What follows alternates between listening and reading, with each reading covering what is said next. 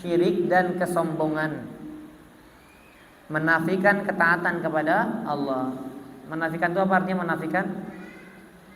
Meniadakan. Jadi orang yang syirik dan orang yang sombong berarti dia nggak taat sama Allah.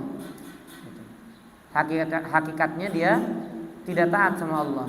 Seorang ulama yang pernah kami kisahkan yang mati dalam keadaan ateis. Ya, seorang ulama yang mati dalam keadaan ateis. Nas'alullah as-salama wal afiyah. Nas'alullah husnal khatimah wa na'udzubika min su'il khatimah. Allahumma amin. Jadi ternyata saya baca lagi pendalaman tentang kisah ulama tersebut ya. Ternyata kehebatannya luar biasa. Bapak Ibu sekalian, ternyata kehebatan ulama ini luar biasa. Abdullah Al-Qasimi, asal Mesir tadinya ya. Abdullah Al-Qasimi. Ternyata kehebatan ilmunya luar biasa. Sampai-sampai tidak sedikit ulama yang mengatakan beliau ini adalah Syekhul Islam Ibnu Taimiyah zaman modernnya. Allahu Akbar. Disederajatkan dengan siapa? Syekhul Islam Ibnu Taimiyah. Sedikit tentang Syekhul Islam Ibnu Taimiyah. Beliau ini gurunya ini, pengarang buku ini. Ibnu Qayyim ini muridnya. Di antara murid berhasil yang dididik oleh Syekhul Islam Ibnu Taimiyah adalah Ibnu Qayyim. Maka perkataan-perkataan, pernyataan-pernyataan Ibnu Qayyim itu banyak sama dengan gurunya. Banyak sama. Karena memang berguru khusus kepada Syekhul Islam Taimiyah.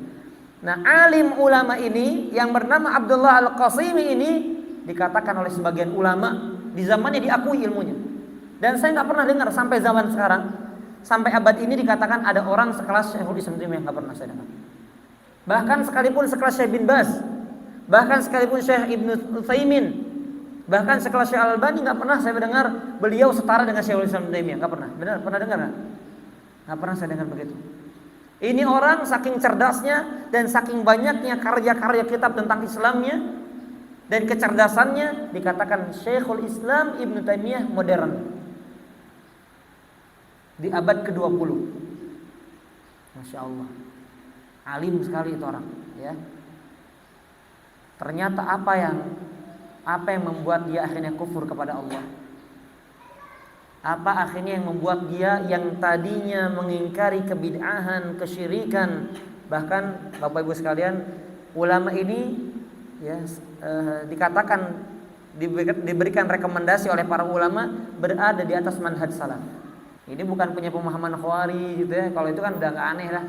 Mereka istilahnya dari menyimpang kemudian akhirnya pada puncaknya kufur, begitu ya. Bisa misalnya atau ulama Syiah pada puncaknya kufur matinya. Ini ulama bermanhaj Ahlus Sunnah wal Jamaah. Sebagai penekanan ya, kita garis bawahi dengan garis bawah yang tebal. Semua kita, saya, Bapak Ibu, semua kita yang hidup belum berada di zona aman.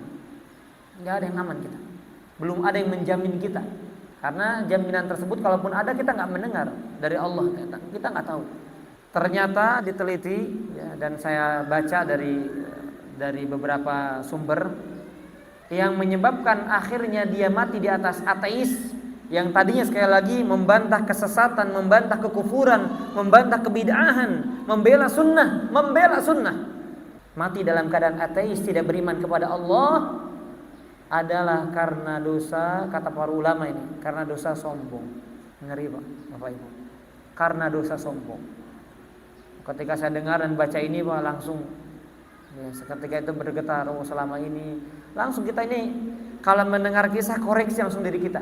Jangan terbayang satu wajah pun di dalam benak kita kecuali wajah kita sendiri. Jangan terbayang dalam benak pikiran kita satu sosok kecuali sosok kita sendiri. Ketika membahas satu dosa, ketika membahas satu kesalahan, satu ketergelinciran, jangan ada yang terbayang kecuali sosok kita sendiri. Jangan ada yang terbayang kecuali wajah kita yang penuh dosa ini.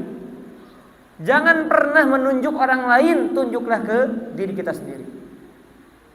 Bahkan dikatakan di sumber tersebut, dia bukan jatuh kepada dosa syirik, bukan.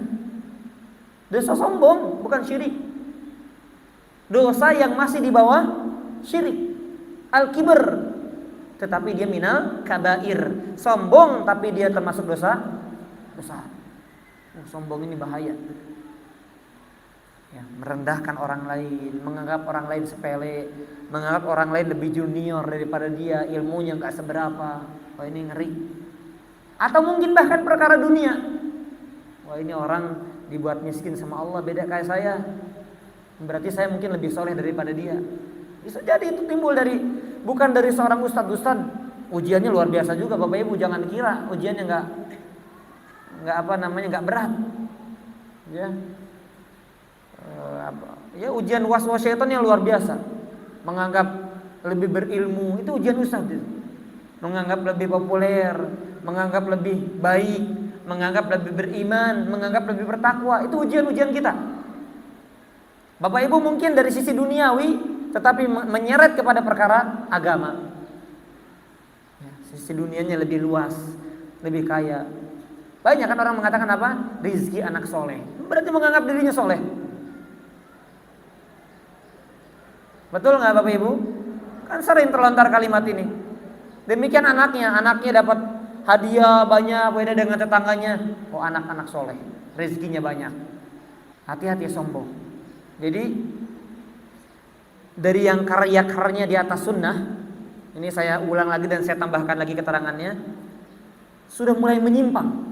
Dari zaman ke zaman, dari tahun ke tahun sudah mulai menyimpang. Ini gurunya sendiri yang bilang begitu. Jadi gurunya itu sampai mengakui akan kecerdasannya. Oh, ini orang cerdasnya luar biasa. Tapi ketika di buku-buku berikutnya sudah mulai menyimpang, bahkan sampai ada tulisan wal'iyadzubillah di dalam muqaddimah atau muqaddimah pendahuluan buku, ada setiap buku yang muqaddimahnya, dia menulis sebuah perkataan yang membuat orang semuanya kaget. Kepada guruku syaitan. Allahu Akbar. Aku persembahkan buku ini kepada guruku syaitan. Titik. Allahu Akbar. Semua kita nggak aman dari sini Bapak Ibu. Makanya tadi Allah katakan apa? La ta'budu syaitan. Jangan kamu ibadahi syaitan. Bayangkan seorang ulama bilang begitu Bapak Ibu. Kami persembahkan buku ini kepada guruku syaitan.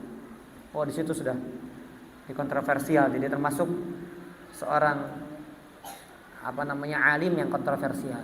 Na'udzubillah min dzalik ya. Akhirnya mati dalam keadaan enggak beriman sama Allah. Bertolak belakang sekali gitu ya.